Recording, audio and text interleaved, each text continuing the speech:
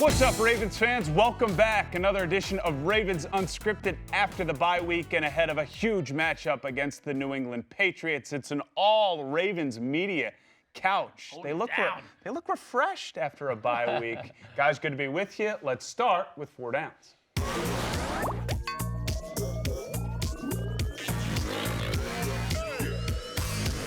It's kind of like superlatives, mid-season review, if you will. Team MVP Garrett that's not named Lamar Jackson. Yeah, obviously, if it were overall, it'd be Lamar Jackson. He's in the MVP conversation for the whole league. But I'll go with Marlon Humphrey. I mean, he's somebody on the defensive side of the ball that's just been dominant. He's really justified, obviously, his first-round status. I think he should absolutely be headed to the Pro Bowl this year. He's got a couple of interceptions. He's also, what stands out to me about Marlon, he's made big plays in big moments. He had that fumble recovery against the Steelers late in that game. Punched it out. Put the punch out, then the recovery. Yeah, exactly. Then he also had the fumble recovery against the Seahawks to kind of seal that game. He's just making big plays in big moments, in addition to often following the best receiver all over the field and covering him like glue. So this guy has been fantastic all season long. Yeah, I would have to agree. Marlon's the pick. If I'm just going to name somebody else, how about Justin Tucker? Right now, the Ravens would be 4-3 instead of 5-2 if it weren't for Justin Tucker and his boot in Pittsburgh. So, I mean, Justin Tucker, we say it all the time, the best kicker in the league, the best kicker ever probably. Yep. But you have to sit back sometimes and just still appreciate it and be like, you know what? He might be one of our most valuable players. Yeah. Yeah, no question. Now, I definitely feel like Marlon this year, as Garrett was mentioning, is taking that step to being a guy who now people in the league can see the incredible athlete he is. Marlon's a football player, and he's not just a cover guy. He makes tackles. Some of these guys who can really cover don't really want to mix it up. Yeah, his physicality to me this year has really stood out. Special athlete, you know. And I think that the sky's the limit for him, and I'm really eager to see if this Ravens secondary can get healthy, the things you can do. Can Marlon Humphrey enter the league defensive MVP conversation? I don't see, if he keeps shutting down number 1 wide receivers, just talk to OBJ, talk to Odell Beckham Jr., shut him out practically. If he keeps doing that, I think the overall he's making defense the plays has too. to be better because it's true. like, you know, rising tide, whatever that thing is. Boats are higher. Let's keep All moving. right, second down. We'll keep this theme going. Surprise players through the first 7 games. So somebody who is under the radar and has made an impact. Ryan, who you got? I'm going to look at the offensive line. It was a big question mark heading into the season, particularly at left guard. Bradley Bozeman has stepped in, and we don't have any questions anymore who the starter is there. Played really well, physical. He's moving better. He's pulling. They pull him on a lot of the Ravens' run scheme.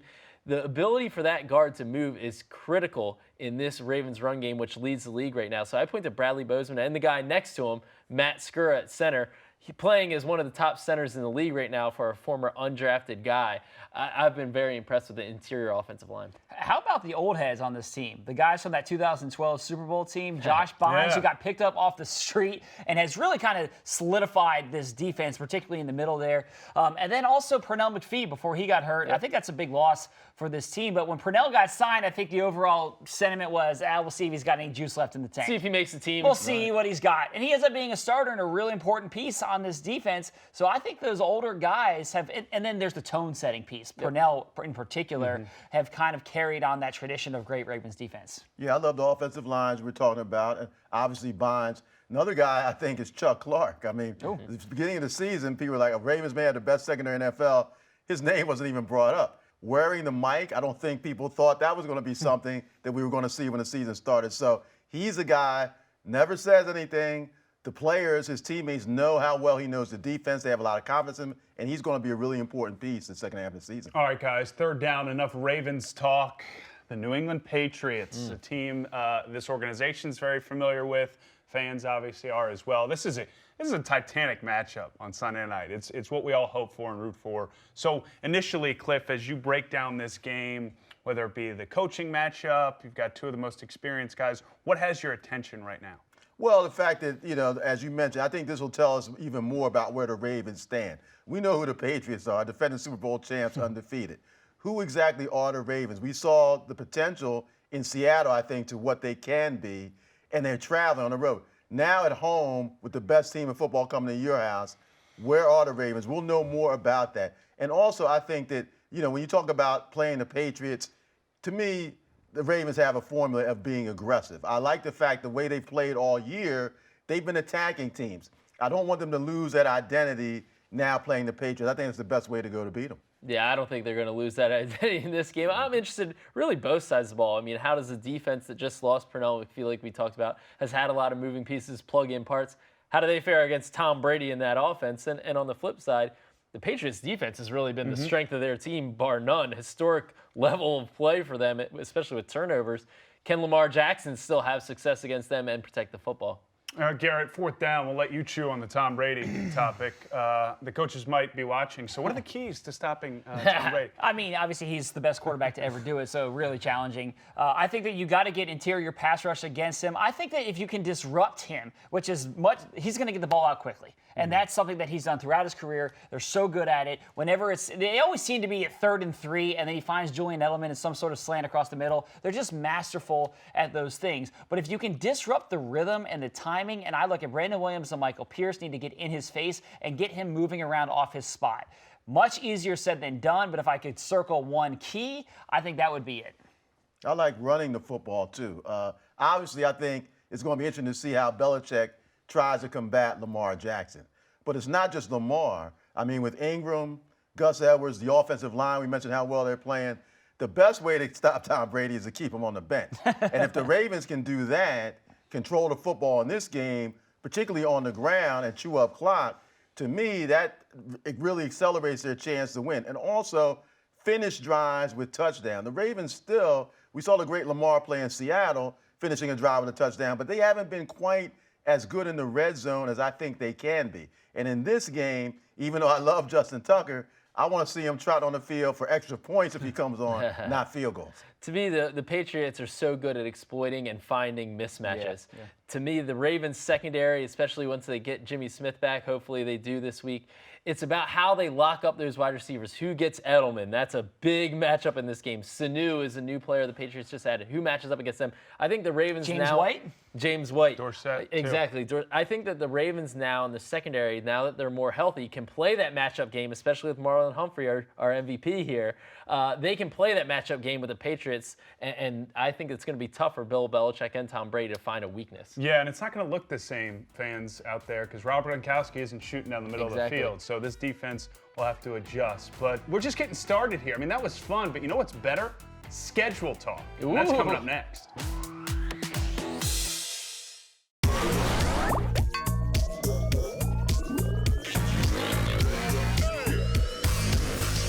So by no means are we overlooking a huge matchup against the New England Patriots on Sunday night. But fellas, let's take a macro approach to the remaining 9 games. You like that I use that word, macro. Games of the season. And each of you give us a thought on how you view what the Ravens need to do over this course of time to realize their eventual goals, and maybe some things that stand out about these remaining 9, and again, the 8 after New England. Cliff, start with you.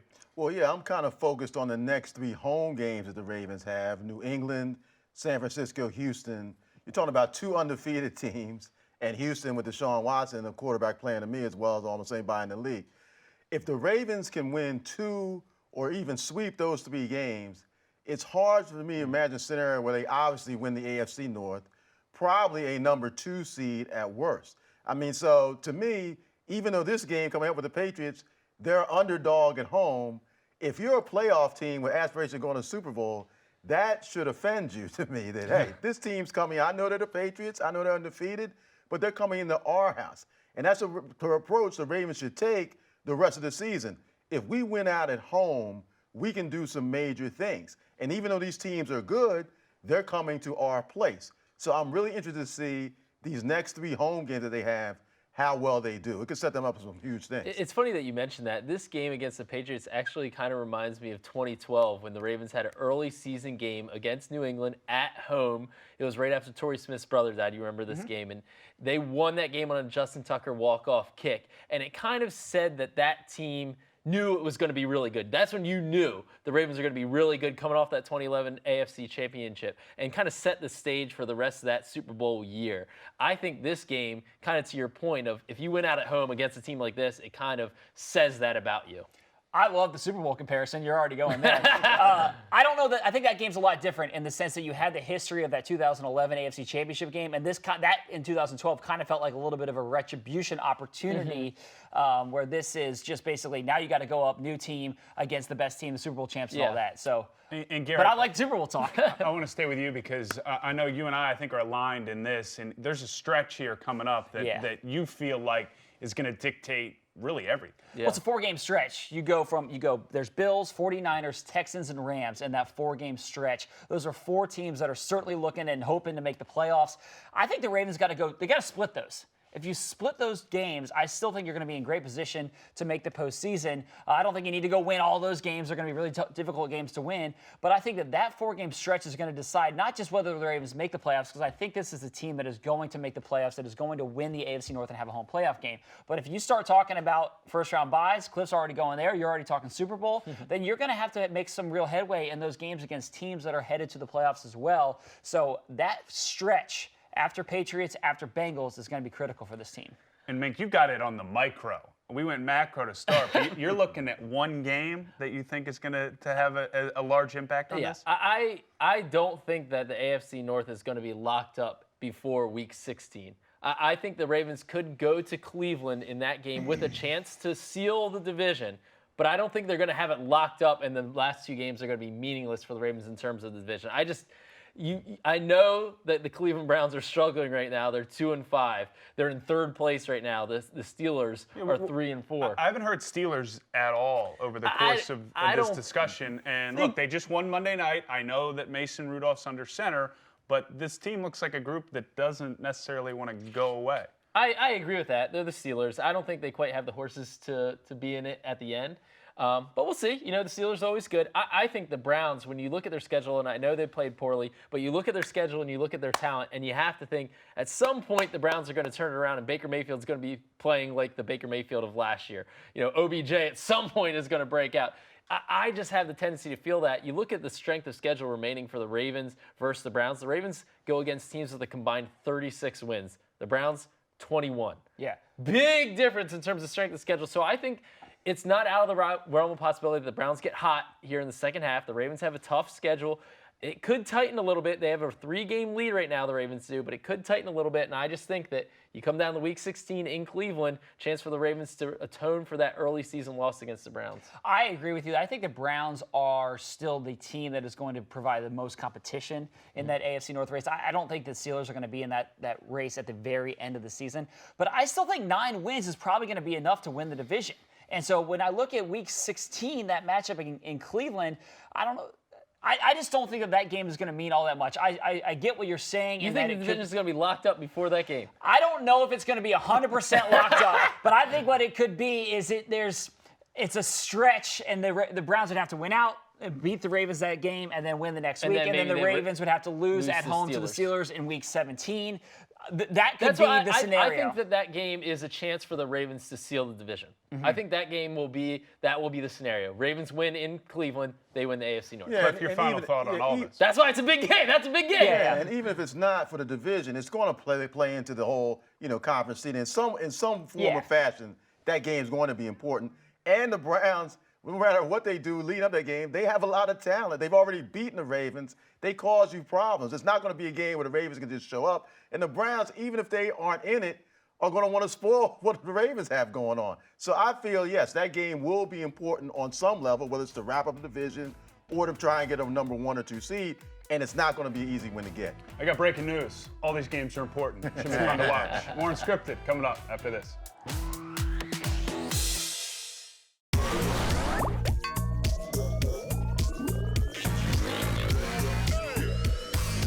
Welcome back. Time for Ravens Mailbag. Make sure to tweet us using the hashtag Ravens Mailbag, and you can see it up here on the big screen. Let's go with our first tweet. Shazam. How do we think the Ravens will rush New England and Tom Brady? Without a solid pass rush, Mink, it's not easy to beat this Patriots team. It's not easy to beat them despite any of that stuff. Look, here's the key with the Patriots is you have to mix things up against Tom Brady. It's not like you can take one approach into the game and it's going to work against him. He's the master at kind of adapting to whatever the defense is giving him. Also, the key with pass rush with Tom Brady isn't necessarily on the outside. despite how stiff he is, he can move in the pocket pretty well. That's one of his stronger points. It's pass rush up the gut. And what really encourages me here is what we saw from Brandon Williams in this last game, a little bit of Michael Pierce as well. If the Ravens can get some pass rush up the gut, get Tom pressure in his face, get him off his spot a little bit, don't allow him to, he likes to do. Whoa, that. You know what I mean? You don't pull anything. You know what I mean? Bye week. Somebody's a little limber. So if he can step up in the pocket, he's much more dangerous. Oof, that's going to be burned in my brain. All right, next tweet. Let's get away from that. If Peanut returns to the lineup, what does it mean for LJ Fort? Will he be a rotational player, Cliff?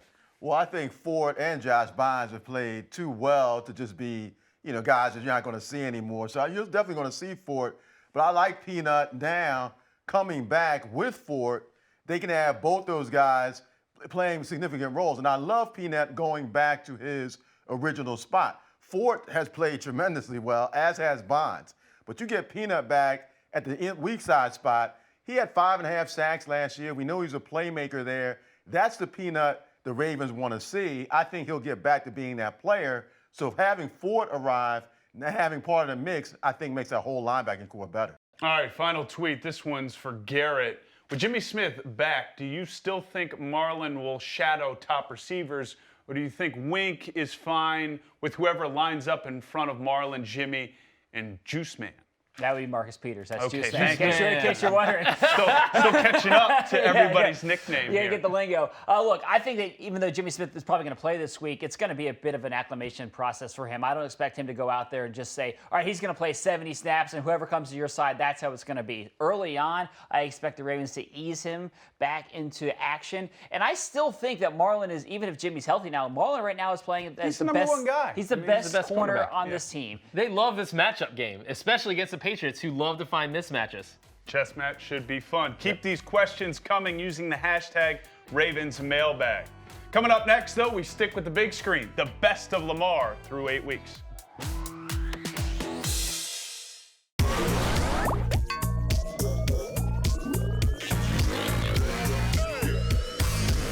Getting ready to close out the show with the best of Lamar through 7 games of the season. Each of the guys has picked out their favorite Lamar play, and it will appear here on the big screen. So, Garrett, you're up first. I mean, I think you got to start this thing off with the game against the Seahawks, that 4th down play in that game where Lamar Jackson came over to the bench and told John Harbaugh, let's go for it here on this play. He goes for it, picks up the touch, not just the first down, it's 4th and 2. He got extra, got into the end zone on this play. Here's what I love about it. Yes, it's a great play. It's a nice run. But to me, that this was kind of a galvanizing moment for Lamar and this team where it was kind of he goes to the bench and says, everybody jump on my back. We're going to get this first down. We're going into the end zone. And you can see here when he gets into the end zone how fired up he is. Obviously, this was a big moment for him. But then watch all of his teammates, Marshall Yanda, the veteran, come running behind him. All these guys want to come celebrate with Lamar. You can see Marshall there. He is. James Hurst. All these guys are fired up because they know how big of a moment this was for Lamar, for this team, for this offense. And I love it, man. You love that emotion. I mean, we've never seen that from Lamar. I mean, he's an emotional guy, but that was a whole nother level, especially after the false start and, getting all salty. It comes 2 plays later. Well, it really did have an effect on the team. I mean, other players like Marlon Humphrey said, the defense guys noticed that, and they all kind of bought into this notion of, jump on his back and let's go win this thing. Yeah. All right, Cliff, it doesn't have necessarily the impact in terms of the elements, the opponent, but there was a throw in week 2 that I'm with you, man. I still think is the best play through 7 games. Yeah, I mean, there's been so much talk about Lamar, his passing ability, his accuracy. And I think this play right here, really in a key moment to try and ice this game, this is a perfect pass. You can't throw the football any better than that. And I think that we're going to need and see more of those type throws from Lamar in the second half of the season. When he's throwing the football like that, he truly is unstoppable. We know what he can do with his legs, but look at this form here. All the things he worked on this summer to be a better thrower. Right. It's tight coverage. You can't stop that play. So Lamar Jackson, that shows you the strides he's made as a thrower. Again, I think more and more teams are going to continue to try and take away his legs. There will be opportunities for that. This play reminded me, too, of the throw he made to Mark Andrews last year against the Chargers, which another big play, a defining moment of the season. So we see a few more throws like this from Lamar in big spots. It's going to lead to more victories. Yep. I mean, you can't throw it any better than that. No. That is dropping it in a bucket, tight coverage. That's as good a throw as you're going to see in the NFL. The only thing that might be better than that throw is the camera work. I think so. Yeah, I think some people are asking for raises after that game. All right, last up, Ryan, the Chiefs game was another one of those litmus test type moments for Lamar. And obviously the Ravens didn't pick up the win, but Lamar showed in flashes why there's so much excitement around him. None better than this run here late in the game. Yeah, I mean, look, what's been the most fun thing to watch about Lamar Jackson is the human joystick here. The Madden player that Lamar Jackson is. Yep. Look at this, just what? Yeah, that's ridiculous. I mean, I think everybody's looking at that saying, what just happened? Well, and you're talking about Tyrann Mathieu, too, who's one of the best tackling safeties in the NFL. Totally dust this guy. And then there's Matthew. Oh, see ya, Tyrann. See ya. Just, I mean, that play is ridiculous. That's one of the moments where you say Lamar Jackson is a special talent. There's always like 2 or 3 times I feel like every game where literally watching from the press box, I start laughing. Because he just makes these ridiculous plays. It just is funny. Well, and it's interesting, too, because the way we're bookending this, you see the emotion after the Seattle game. And it's because of what that play did, that touchdown did, to help them win that game. This is anger. Yeah, because this is anger, the team wasn't playing that well. The offense wasn't playing well. Look at this guy. And you can tell he's not celebrating based off of the fact he scored a touchdown. No. He has the bigger picture in mind. Yeah. Between the lines, Lamar doesn't have friends. You know, he's a great guy, but for the game, after the game, between the lines, no friends. Well, let's see what plays Lamar and the rest of this Ravens team has in store for Sunday Night Football against the Patriots. Enjoy the game, the weekend, everybody, and we'll be right back here to break it down next week. Thanks for watching.